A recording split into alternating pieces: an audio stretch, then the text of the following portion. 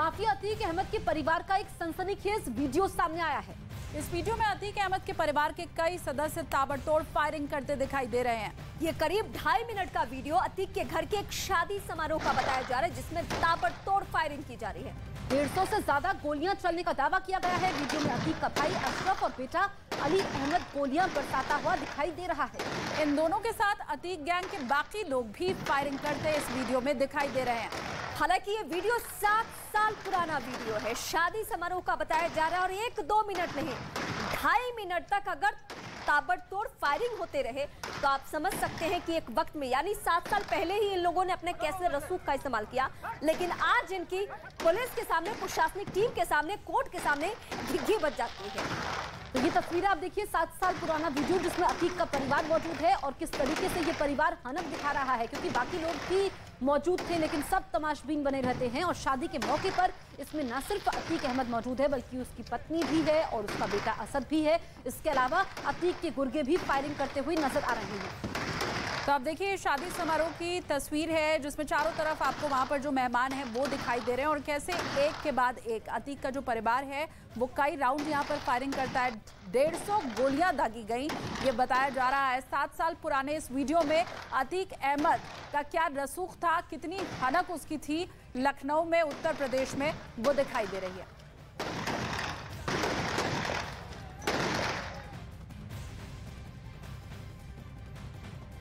और 1.5 से 2 मिनट के भीतर किस तरह से इस वीडियो में अतीक की फैमिली 100 से ज्यादा राउंड की फायरिंग करती है वो हमने आपको दिखाया। तो आप उतनी जल्दी गिनती भी नहीं कर सकेंगे जितनी तेज यहाँ पे फायरिंग हो रही है, जिसकी तस्वीर एक एक करके हम आपको दिखा रहे हैं। तो इतनी ताबड़तोड़ फायरिंग की गई कि आप गिनती भूल जाएंगे। ये 7 साल पुराना वीडियो है, लेकिन आप ये समझिए कि इन 7 सालों में कितना कुछ बदल चुका है। बदला है अतीक अहमद का रवैया, क्योंकि वो डरा हुआ था, सहमा हुआ था और इसीलिए अब वो उत्तर प्रदेश जाना ही नहीं चाहता है। लेकिन आप समझिए कि अतीक का बेटा, जो ये हम आपको एक्सक्लूसिव वीडियो सबसे पहले न्यूज़ 18 इंडिया पर दिखा रहे हैं, इसमें अतीक का बेटा भी गोलियां दाग रहा है और इस वक्त अतीक का आधा परिवार तो जेल में है। लेकिन जिस तरीके से ये शादी समारोह के समय गोलियां चलती है, 7 साल पुराना ये वीडियो है, लेकिन किस तरीके से वो अपने रसूख का इस्तेमाल करता था वो नजर आ रहा है। मेरे सहयोगी अमित सिंह लाइव मौजूद है, सीधे उनके पास चलते हैं। अमित, 7 साल पुराना ये वीडियो, लेकिन इन 7 सालों में बहुत कुछ बदल चुका है। 7 साल पहले किस तरीके से अतीक अपने रसूख का इस्तेमाल करता था और अब वो उसी उत्तर प्रदेश आने में डर रहा है।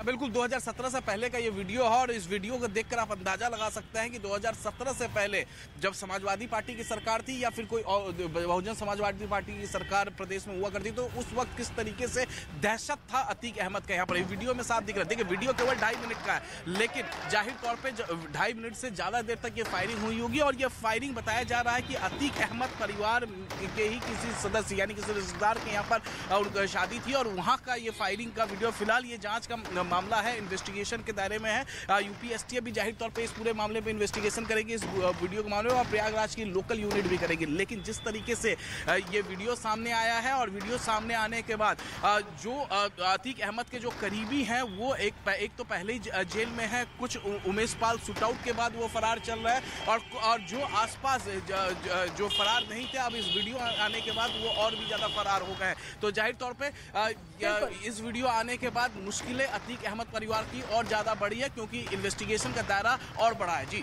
मुश्किलें तो बढ़ेगी यकीनन अमित, लेकिन ये जो तस्वीरें हम अपने दर्शकों को दिखा रहे हैं, उन तस्वीरों को देखकर ये सहज ही कहा जा सकता है कि ये तस्वीरें देखकर वो लोग आंखें नहीं मिला सकते हैं जो प्रशासनिक टीम तब के तत्कालीन थे, तब की जो तत्कालीन सरकार थी। अतीक के परिवार का वीडियो सामने आने के बाद बीजेपी ने पहले की सरकार पर हमला बोला है, जिसका जिक्र मैं अभी कर रही थी आपके साथ। बीजेपी नेता राकेश त्रिपाठी ने यह कहा कि अगर एक्शन होता तो अतीक बाहुबली नहीं बनता। 1979 में पहला मुकदमा जब अतीक अहमद के खिलाफ दाखिल हुआ था, अगर उसी समय सरकार ने इच्छा शक्ति दिखाई होती तो अतीक अहमद के दहशत के ऐसे वीडियो दिखाई न पड़ती।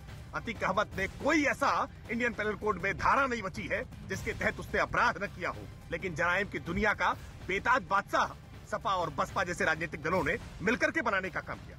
योगी आदित्यनाथ जी की सरकार बनने के बाद अतीक अहमद पर नकेल कसी गई और 1000 करोड़ से ज्यादा की संपत्ति जब्त करने का काम किया। यही कारण है कि न केवल अतीक अहमद को पहली बार सजा हुई है, बल्कि आज माफिया खुद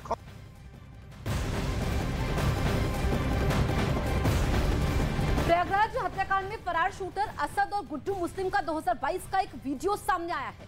इस वीडियो में उमेश पाल हत्याकांड में 5-5 लाख के इनामी शूटर असद और गुड्डू मुस्लिम दिखाई दे रहे हैं। इस वीडियो में शूटर अरमान बिहारी भी दिखाई दे रहा है। एक बार फिर आपके सामने तस्वीरें।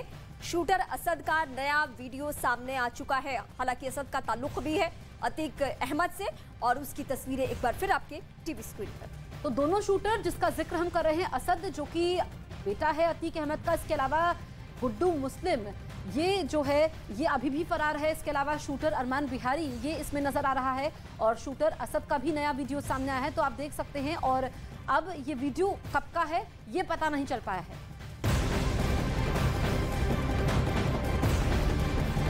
उमेश पाल हत्याकांड से जुड़ी हुई एक और बड़ी खबर मिल रही है। अतीक अहमद के घर से मिले आईफोन और रजिस्टर से एक बड़ा पर्दाफाश हुआ है।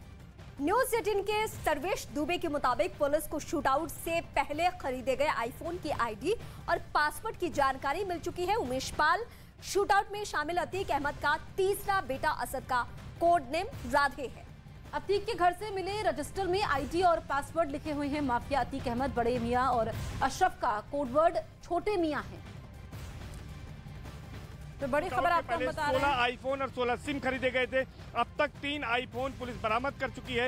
एक आईफोन असद के लखनऊ आवास से फ्लैट से बरामद हुआ था, दूसरा आईफोन सदर के पास से बरामद हुआ था, और तीसरा आईफोन अतीक अहमद के पुश्तैनी घर से बरामद हुआ है। इसमें सबसे बड़ी बात ये सामने आई है कि अतीक अहमद के बेटे असद ने इसका पासवर्ड और कोडवर्ड सेट किया हुआ था। अतीक अहमद के बेटे असद का खुद पासवर्ड राधे था, और इसके साथ ही साथ जो अन्य कोड वर्ड है वो भी चौंकाने वाले हैं। अतीक अहमद जो कि साबरमती जेल में बंद है, उसका कोड वर्ड बड़े मियाँ, जबकि छोटे भाई अशरफ का कोड वर्ड जो बरेली जेल में बंद है छोटे मियाँ था। इसके साथ ही साथ इलेक्ट्रॉनिक्स की दुकान से निकलकर ताबड़तोड़ फायरिंग करने वाले मोहम्मद गुलाम का कोड वर्ड उल्लू, इसके साथ साथ बमबाज गुड्डू मुस्लिम का कोड वर्ड चिकन, यानी कि वो चिकन की दुकान पर काम करता था, उसके चिकन की दुकान थी तो इसलिए उसका चिकन या फिर मुर्गी भी नाम दिया गया था। इसके साथ ही साथ अन्य जितने भी शूटर थे सबका अलग अलग कोडवर्ड दिया गया था। उस्मान चौधरी जो कि इनकाउंटर में मारा गया 6 मार्च को, उसका कोडवर्ड उस्मान था, जबकि अरमान बिहारी को बिहारी कोडवर्ड दिया गया था चूँकि वो बिहार के सासाराम का रहने वाला था। इस तरह से अलग अलग शूटर्स का अलग अलग कोडवर्ड उसमें दिया गया है। रजिस्टर में इस बात का खुलासा हुआ है। इसके अलावा जो इस शूट कांड में नेम्ड नहीं है, चाहे वो बली पंडित हो तो बली पंडित का भी बली नाम है, हालांकि उसका असली नाम सुधांशु है। इस तरह से तमाम अन्य लोगों के भी कोडवर्ड दिए गए हैं। इस खुलासे के बाद पुलिस और भी जांच पड़ताल में जुट गई है। अमित हमारे सहयोगी लगातार हमारे साथ बने हुए हैं। अमित, चौंकाने वाले खुलासे हो रहे हैं जब से उमेश पाल हत्याकांड हुआ है। अब ये कोड वर्ड का जिक्र हो रहा है जिसमें असद का कोड नेम राधे है, इसके अलावा कई कोड वर्ड सामने आए हैं, यानी कि पूरी प्लानिंग के तहत, रणनीति के तहत इस हत्याकांड को अंजाम दिया गया। जी हाँ बिल्कुल, और इसमें जो अहम किरदार निभाई थी अतीक अहमद ने तो साबरमती जेल से हरी झंडी दिखाई थी, लेकिन ग्राउंड जीरो पे जो शाइस्ता परवीन अतीक अहमद की पत्नी थी उसने उमेश पाल शूटआउट से पहले 1 दर्जन से ज्यादा आईफोन खरीदे थे। और अतीक अहमद हो, अशरफ हो, असद हो और जो तमाम दूसरे शूटर, चाहे वो अरमान हो, गुड्डू मुस्लिम हो, ये लोग जो एप्लीकेशन था फेस टाइम, आईफोन की जो एप्लीकेशन फेस टाइम होती है उसके जरिए ये लोग फोन पे बातचीत करते थे। और यही वजह है कि पुलिस के जो सर्विलांस होती है उस सर्विलांस में ये लोग नहीं आए, और इन्होंने पूरी साजिश उमेश पाल हत्याकांड की उस फेस टाइम एप्लीकेशन पर बातचीत करने के बाद इन्होंने तय की। तो इसमें जो अहम किरदार थी वो शाइस्ता परवीन थी। शाइस्ता परवीन जो कि ग्राउंड जीरो पर थी, उसने उमेश पाल शूटआउट के लिए बाकायदे जो पैसे इकट्ठे किए, बाकायदे उसने लॉजिस्टिक इकट्ठा किया, जो असला था असले उन्होंने अवैध हथियार लिए और बाकायदे शूटरों को 50-50 हजार रुपए भी दिए ताकि वो फरार हो जाए। बिल्कुल अमित, बहुत हाईटेक तरीके से ये जो पूरा काम है उसे अंजाम दिया गया। बने रहिए अमित हमारे साथ, लौटेंगे आगे भी और आगे आपसे और जानकारी लेंगे। लेकिन देखिए, पूछताछ में पर्दाफाश हुआ है कि प्रयागराज शूटआउट के पहले कटरा की एक दुकान से 16 आईफोन और 16 सिम खरीदे गए थे। शूटआउट को अंजाम देने के बाद शूटर्स ने अपने पुराने फोन यहीं पर छोड़ दिए और आईफोन के साथ निकल गए। और शूटर सिम बदलकर फेस टाइम पर बातचीत करते रहे। सभी शूटरों को अतीक के बेटे असद ने कोडवर्ड दिए थे ताकि एसटीएफ और दूसरी जांच एजेंसियां शूटरों तक ना पहुंच पाए। अब देखिए, माफिया अतीक अहमद को बड़े मियां कोड दिया गया था। क्या क्या कोडवर्ड था वो इस वक्त फिलहाल हम आपको बता रहे हैं। अतीक अहमद को बड़े मियां का कोडवर्ड दिया गया था। अतीक का भाई जो अशरफ था उसे छोटे मियां के नाम से ये लोग बुलाते थे, और वहीं अतीक का बेटा जो असद था उसे राधे का नाम दिया गया था। हाईटेक तरीके से ये सब कुछ चल रहा था ताकि पुलिस के, एसटीएफ के रडार पर ये नहीं आ सके। अगला जो कोडवर्ड है नाम के साथ वो भी हम आपको बताते हैं। शूटर मोहम्मद गुलाम, इसका क्या था? उल्लू, जहां तक आप पहुंच ही नहीं सकते। एसटीएफ भले पहुंच जाए लेकिन आम आदमी की सोच नहीं पहुंच सकती कि कोई अपना कोडवर्ड उल्लू रख सकता है। तो देखिए, अलग अलग कोडवर्ड्स यहाँ पे सामने आए हैं। शूटर अरमान की अगर हम बात करें तो बिहारी कोडवर्ड दिया गया था और इसके तहत पूरी रणनीति यहाँ पर बनाई गई और बाकायदा कई महीनों तक प्लानिंग चलती रही। भले ही जेल में है अतीक अहमद, उसका भाई अशरफ बरेली जेल में है, उसके बावजूद पूरी प्लानिंग के जरिए यहाँ पर किया गया। और किस तरीके से ये जो कंपनी है, अतीक अहमद की कंपनी है, एक कंपनी का किस तरीके से कातिल कोड है, ये हम आपको इसके जरिए बताने की कोशिश कर रहे हैं कि जो शूटर विजय चौधरी है, इसके अलावा असद कालिया, गुरगा, सुधांशु पंडित, इनके क्या क्या कोडवर्ड दिए गए। तो कोई समझ ना पाए, कोई पहुंच ना पाए इन तक, इसीलिए इस कोडवर्ड का ये लोग इस्तेमाल किया करते थे। लेकिन अब एक एक करके जितने राज थे उन पे से पर्दा उठ रहा है। पुलिस अतीक की बीवी शाइस्ता परवीन को पकड़ने के लिए यूपी के कई जिलों में अभी भी दबिश दे रही है। और अब इस मामले में पुलिस अतीक के बहनोई अखलाक अहमद को भी रिमांड पर लेने की तैयारी में जुटी हुई है। बिल्कुल, और ये तैयारी इसलिए ताकि शाइस्ता का सुराग निकाला जा सके। और शाइस्ता पुलिस को बार बार किस तरह से चकमा दे रही है। करीब 1 महीना हो चुका है, शाइस्ता अब भी पकड़ी नहीं गई है। और उसकी एक्सक्लूसिव रिपोर्ट इस वक्त हम आपको दिखाते हैं कि आखिर वो कौन सा पैंतरा आजमा रही है।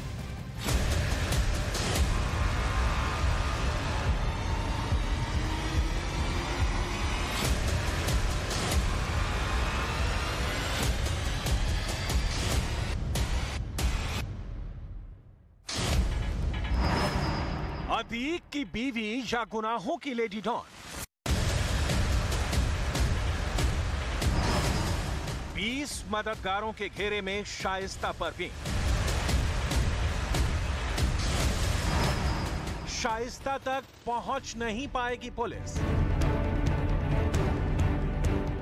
करीब 1 महीने से यूपी की पुलिस यूपी का चप्पा चप्पा छान मार रही है। जिले जिले में अतीक की बीवी शाइस्ता की तलाश कर रही है। यूपी के बाहर भी शाइस्ता का सुराग ढूंढने की कोशिश हो रही है, लेकिन अब तक ना तो शाइस्ता का कोई पता लगा है और ना ही उसकी गिरफ्तारी हो पाई है। आम से दिखने वाली महिला शाइस्ता को लेकर पुलिस सूत्रों के हवाले से जो दावा किया जा रहा है वो बेहद चौंकाने वाला है।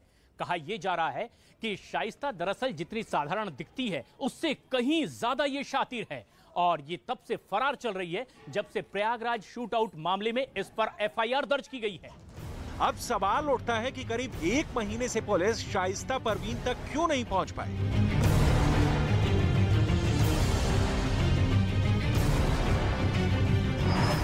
दावा किया जा रहा है कि शाइस्ता पुलिस से बचने का पैंतरा अच्छी तरह से जानती है। शाइस्ता परवीन के पिता यूपी पुलिस में ही कांस्टेबल के पद पर तैनात थे, लिहाजा शाइस्ता पुलिस के दांव पेच से भी वाकिफ है।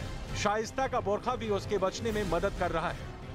शाइस्ता परवीन जब भी घर से बाहर निकलती थी वो बोरखे में होती थी, लिहाजा लोग शाइस्ता के चेहरे से अच्छी तरह वाकिफ ही नहीं है और पुलिस के पास भी उसका कोई साफ और लेटेस्ट फोटो नहीं है। पुलिस सूत्रों के मुताबिक पुलिस ने ऐसे 20 लोगों को चिन्हित किया है जो शाइस्ता परवीन के मददगार हैं। इसमें वकील और डॉक्टर के अलावा बड़े बिल्डर शामिल हैं। मददगारों में कई अपराधी और कुछ पुलिसकर्मी भी हैं। इन सभी के खिलाफ पुलिस जांच कर रही है। शाइस्ता परवीन की तलाश में पुलिस कौशाम्बी, ग्रेटर नोएडा, मेरठ और दिल्ली के ओखला से लेकर मुंबई और पश्चिम बंगाल में रेड और दबिश डाल रही है। प्रयागराज शूटआउट केस में शाइस्ता की गिरफ्तारी इसलिए भी अहम है क्योंकि शाइस्ता इस केस की सबसे अहम कड़ी है। जांच में ये बात सामने आई है कि शाइस्ता ने सभी शूटर को अपने हाथों से 50-50 हजार रुपए दिए। यही नहीं, शाइस्ता ने ही प्रयागराज शूटआउट के लिए लॉजिस्टिक सपोर्ट तैयार किया था। इसके अलावा पैसों के इंतजाम में भी शाइस्ता की अहम भूमिका थी। पुलिस सूत्रों की माने तो अब तक की जांच में यही सामने आया है कि अतीक और उसके भाई अशरफ के जेल जाने के बाद से शाइस्ता परवीन ने दहशत के कारोबार की बागडोर को अपने हाथ में ले लिया था। उमेश पाल हत्याकांड से पहले भी साल 2009 में शाइस्ता परवीन के खिलाफ 3 एफआईआर दर्ज हो चुकी थी और अब पुलिस ने प्रयागराज केस में 25,000 का इनाम रखा है। अतीक एंड कंपनी के क्राइम कुंडली और प्रयागराज शूटआउट में उनकी अलग अलग भूमिका क्या थी, वो आपको ग्राफिक्स के जरिए बताते हैं। बिल्कुल, तो अतीक अहमद के परिवार के बारे में हम आपको बताएंगे। देखिए, वॉल ग्राफिक्स के जरिए दरअसल ये है अतीक अहमद और ये इस वक्त साबरमती जेल में बंद है। इसके अलावा अगर हम बात करें शाइस्ता परवीन, जो कि अतीक अहमद की पत्नी है, और वो अभी फरार चल रही है उमेश पाल हत्याकांड मामले में। बिल्कुल, और शाइस्ता परवीन को ढूंढने की लाख कोशिशें की जा रही हैं, अभी तक तो वो पुलिस के हाथ नहीं लग पाई है। इधर अशरफ, जो कि अतीक का भाई है, वो बरेली जेल में बंद है और अशरफ के ऊपर भी बाकायदा मामला चल रहा है। इसके अलावा एक और प्रमुख चेहरा है, वो है डॉक्टर अखलाक अहमद। अतीक का ये बहनोई है, लेकिन इस बहनोई के पास भी कौन पहुंचा था, आपको याद होगा, गुड्डू मुस्लिम। तो इसकी भी भूमिका कितनी महत्वपूर्ण है ये आप समझ सकते हैं। ये सभी इस वक्त 2 जेल में हैं और 2 फरार चल रहे हैं, यानी पुलिस को तलाश है कि ये जल्द से जल्द मिल सके। और इस वक्त हम सीधे अपने सहयोगी अमित का रुख करेंगे। अमित हमारे साथ सीधे लखनऊ से जुड़े हैं। अमित, पूरी क्राइम कुंडली उसकी एक बार फिर से हम खंगाल रहे हैं और दर्शकों को भी बता रहे हैं कि आखिर उसका रसूख 2017 से पहले क्या था, आज कैसे है। मुझे सीएम योगी आदित्यनाथ का वो बयान भी याद आ रहा है, जो उन्होंने सदन से कहा था कि मिट्टी में मिल जाएंगे ऐसे माफिया। वो दिन, वो घड़ी करीब है। जी हाँ, बिल्कुल। 1979 में पहला मुकदमा अतीक अहमद पर दर्ज किया गया था और उसके बाद से ये जो मुकदमों का सिलसिला था वो लगातार जारी रहा। 2017 से पहले उस पर 100 मुकदमे दर्ज हुए और 40 दशक बाद पहली बार प्रयागराज कोर्ट ने अतीक अहमद को आजीवन कारावास की सजा सुनाई है। और जिस तरीके से योगी आदित्यनाथ ने सदन में भाषण दिया था और कहा था कि अपराधियों को मिट्टी में मिला देंगे, और खासतौर से उमेश पाल शूटआउट के नेक्स्ट डे ही, अगले दिन ही उन्होंने ये भाषण दिया था। और कहीं ना कहीं इस भाषण से खौफ में बदलाव भी साफ तौर पर नजर आ रहा है। अमित, रहिए हमारे साथ, लौटेंगे आपके पास। दरअसल अतीक अहमद के 5 बेटे हैं, जिनमें 2 बेटे नाबालिग हैं।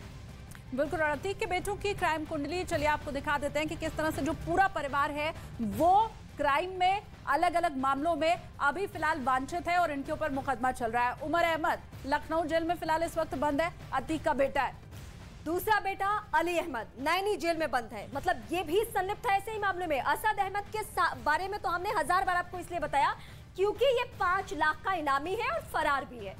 बिल्कुल, और हम अतीक अहमद के चौथे बेटे की बात करें तो वो नाबालिग है। इसके अलावा 5वां बेटा भी नाबालिग है, जिसका हम नाम नहीं ले सकते हैं। और ऐसे में आप समझिए कि पूरे परिवार का किस तरीके से कनेक्शन है, कैसे वो क्राइम की वारदातों में शामिल रहा है, वो भी हमने आपको बताया।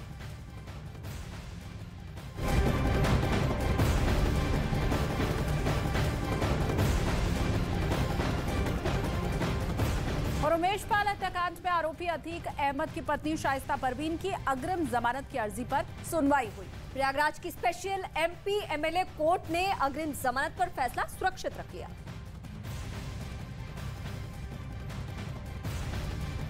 तो उस वक्त की बड़ी खबर हम आपको बता रहे हैं, शाइस्ता परवीन की जमानत पर सुनवाई हुई है, लेकिन फैसला सुरक्षित रखा गया है शाइस्ता की जमानत पर। और जिस तरीके से उमेश पाल हत्याकांड होता है उसके बाद शाइस्ता परवीन भी आरोपी है, लेकिन वो फरार चल रही है और ऐसे में अग्रिम जमानत की अर्जी दाखिल की जाती है। लेकिन प्रयागराज की स्पेशल एमपी एमएलए कोर्ट ने अग्रिम जमानत पर फैसला सुरक्षित रख दिया है। तो बड़ी खबर इस वक्त की आपको बता रहे हैं, शाइस्ता की जमानत के ऊपर जो फैसला है वो सुरक्षित